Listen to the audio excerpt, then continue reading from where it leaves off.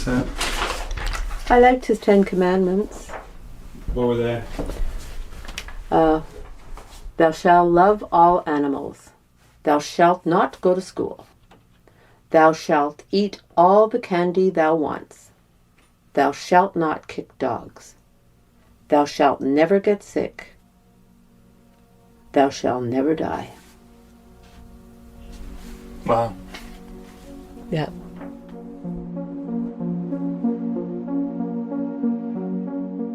I'm Alex McKinnon, and this is Story About the Kid. Chapter 3. Ghost.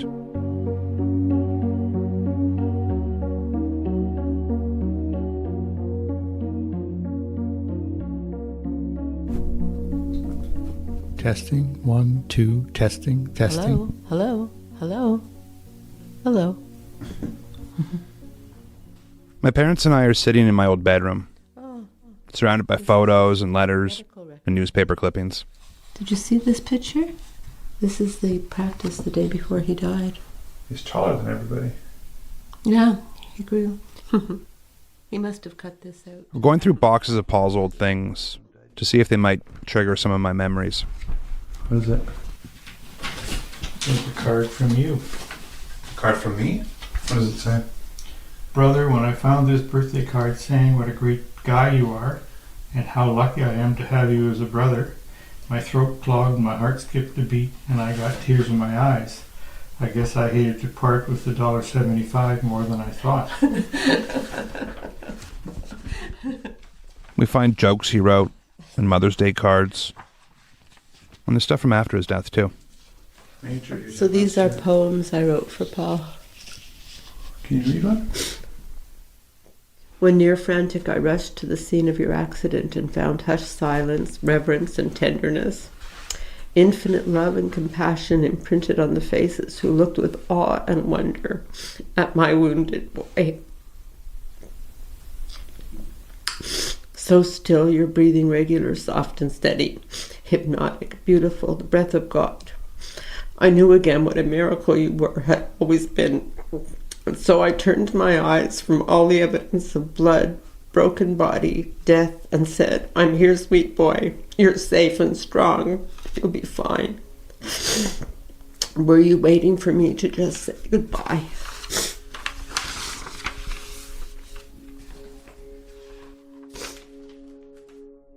It's too hard for my mum to read me everything she wrote. In another letter after his death, she asked Paul, "Did you see us that night, Dad and I? Rolling in pain. Your death so much more painful than your birth. No relief from the contractions. Just endless waves of pain, flooding every part of our bodies." My mum's name, by the way, is Dolores, which means pain and sorrow.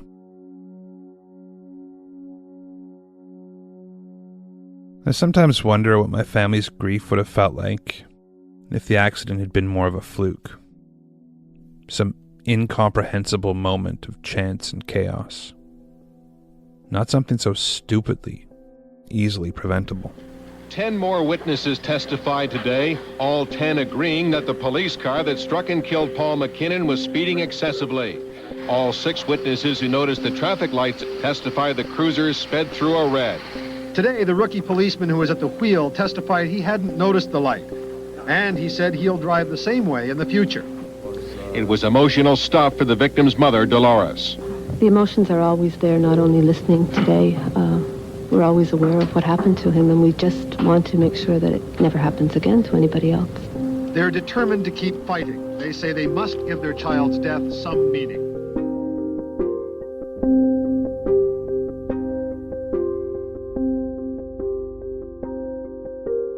A few months after the inquest into Paul's death, the coroner released his report. Based on the 30 witness testimonies he heard, he concluded that Paul had, in fact, been crossing on a green light, and that the police siren had only sounded a second or two before he was hit. The driver, Officer Serge Markovic, had testified that he'd been trained not to sound the siren for too long, so as not to distress the public. The coroner recommended that the Montreal police change this policy, and that they make sure new recruits are always paired with an experienced officer. But he also stated that bad policy wasn't the only thing responsible for Paul's death. He wrote that the burden of alerting the public to the danger of their presence rests entirely on the police officers in the car, and that in this case, Paul died because the officers in the car chose not to adequately announce their presence. My parents thought that this would mean that Mark Vick would be charged with negligent driving and brought to trial. But Montreal's lead prosecutor wasn't convinced there was enough evidence. Mark Vick was allowed to keep his job, and for a time, it seemed the only punishment he would receive was the 3-day suspension he got from an internal police discipline board for endangering the lives of pedestrians. We couldn't wrap our heads around it. I think we did kind of believe that eventually he would just say, yes, this was a huge, huge mistake. And there would be a kind of shared blame for his lack of training. So in that sense, we were naive. We didn't kind of realize the extent to which they would defend their position.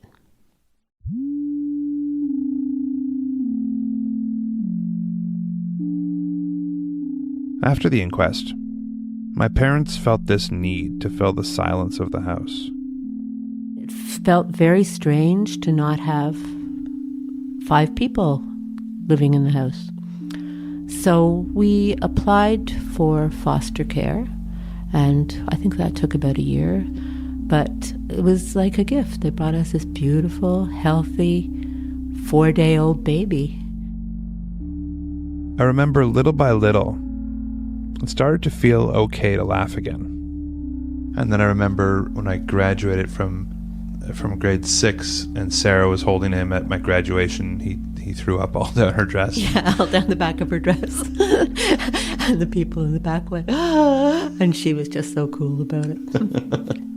Yeah, his presence just, you couldn't help but kind of believe that, life could be good.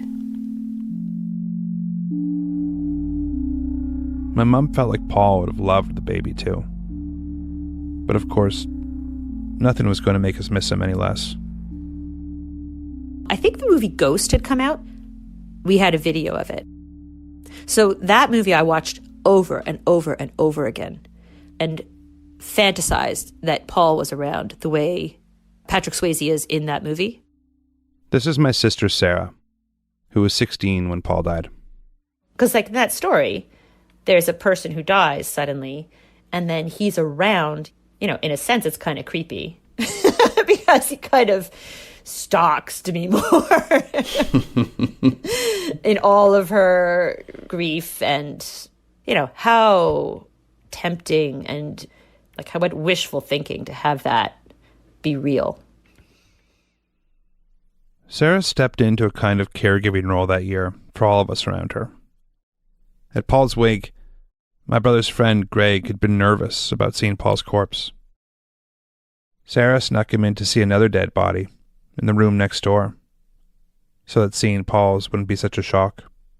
I think I focused a lot on doing, and I focused a lot on presenting and performing. I will be brave. I will be strong. And that felt good on a certain level, but then, of course, it's also a deep, deep defensiveness. Like, nobody's going to see how bad this hurts. Nobody's going to see how affected I am.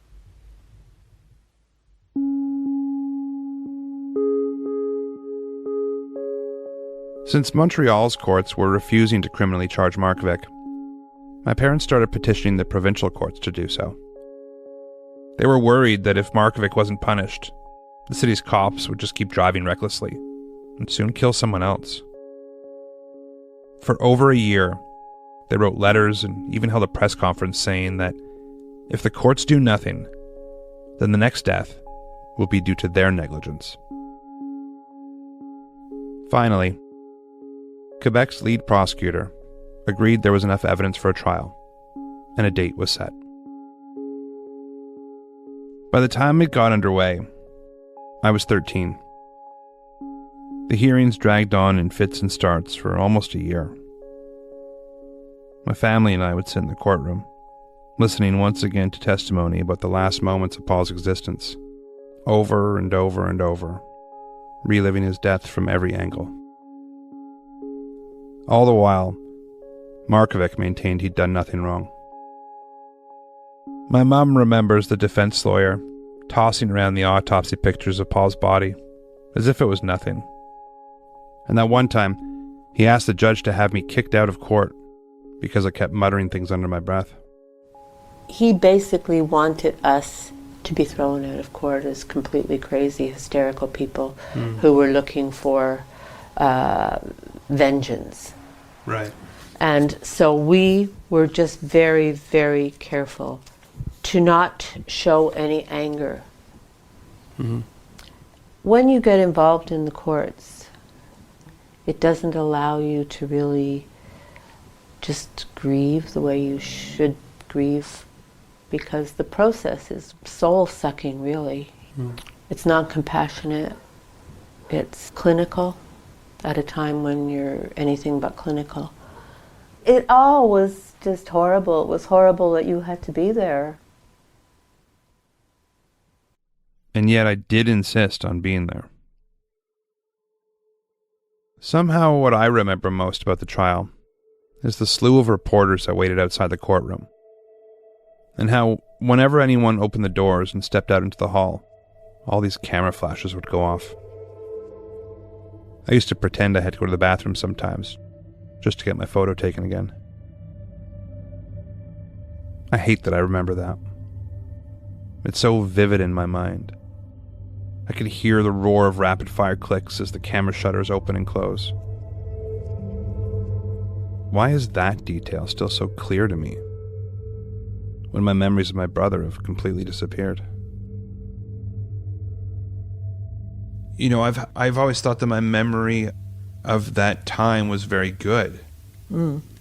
Growing up when my sister was studying Greek, I'm continuing my grief counseling sessions with Yvonne. She had to memorize the Greek alphabet, and I was bored and was able to do it in 10 minutes, and I still can recite the Greek alphabet or Hamlet's soliloquy or whatever. I mean, I just have this very good memory, and I just can't remember anything about Paul. I have two memories of him, and neither of them are that important. They're, Yeah, well, what are they? Can you talk about them? Because they are important. You remembered them. Sure. I'm going to cry. Oh, that's good. You should allow yourself to. One of them is... For the last 30 years, I've only had two memories of Paul. Real memories. Not just things I know about because I've seen a photo or something. The first one is just this flash of Paul telling me he wasn't afraid of the dark anymore. So that's one of them. The second one is of this time he took me to the barber. And I wanted the same haircut as him. Yeah. And when he got out, I don't know why I'm crying right Well, now. it's very important to you, Alex. It's an important story. I remember him saying that he's going to be waiting outside, but don't get the same one as me, same haircut. And the barber said, what are you going to do for you today? And I whispered, the same one as him. And I saw Paul kind of look at me and just be like, roll his eyes and, okay, fine. Well, why do you think you remember that? I don't know. I really don't. I think that's a tremendous memory. It tells me, I mean, he really was your mentor. Like you wanted to have hair like him, and you wanted to be like him. And probably it was too painful at the age you were to imagine not having him in your life, because he was your mentor. He would have helped you through. And you had to grow up without him. Yeah.